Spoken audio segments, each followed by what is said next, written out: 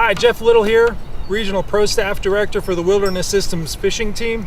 And in this paddling.net video, fellow pro staffer Juan Verut and I will be covering how to choose the right paddle for your boat and your fishery.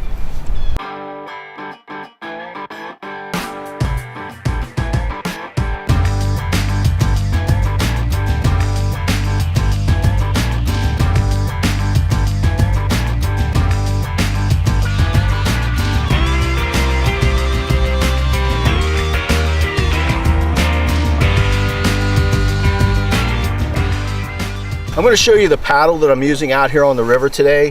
One of the first things I want to talk to you about is the shaft length of the paddle. It's really important to pick the appropriate shaft length for these wider boats that we're using on the river. This one in particular fits me well. It's a 230 centimeter paddle, which is nice with these wider boats. It allows me to clear, the gunnels of the boat and not be banging all day long and scaring the fish. But also the added feature of this paddle that I really like is that I can take this 230 centimeter paddle, open up this furl, and extend it out to 235 centimeters. That's great when I go from my lower seating position to a higher seating position, because I can use the same paddle for both of those types of paddling, both of those types of situations with my seats. Much like Juan, I prefer a longer paddle.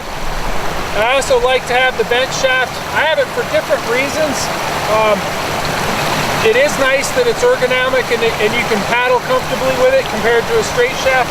But also, when you're not using it, you set it down. A straight shaft is more likely to slide off your lap and get away from you.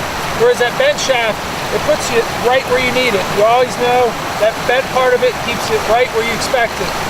Also, with a bent shaft, and we're out here on the river today, snags are just part of fishing. So say I'm snagged up there, and I got to get back up to it. How are you going to do it? Are you going to put your rod down and just paddle up to it? Trust me, that doesn't usually go very well, because you end up in an even worse tangle with all your line bowed out across the bottom of the river. So what you want to do is grab the rod and then grab the paddle right in the center, and this bent shaft allows you to one-hand paddle. Your elbow goes right in the bend there, and you're able to apply more force.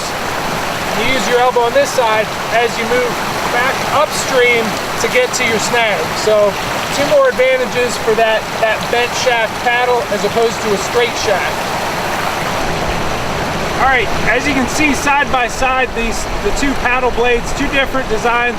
On the top here, a more aggressive bite for more whitewater type areas, and on the bottom here, one that's more suited for flat water.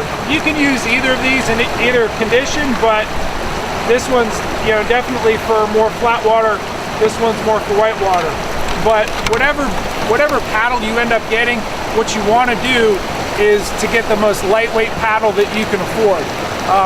It's the equivalent of, and I'm going to link to, I'm going to make an analogy with bass fishing. The bass boaters have trolling motors to keep them in place. We have our paddles. You hear about the guys that run bass boats upgrading from a 35-pound thrust trolling motor to a 60-pound thrust.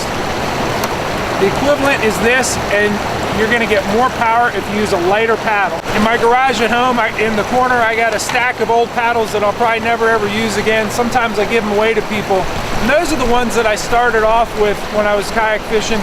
I would get the cheap one, and I see a lot of people do this. And then the next year they upgrade because they borrow a friend's lightweight paddle and say, all right, well, I'm going to buy the next lighter weight paddle. You really do yourself a favor when you get the lightest weight one you can afford the first time. Then you don't end up doing upgrades each year. You end up with the one that you're going to use for years to come.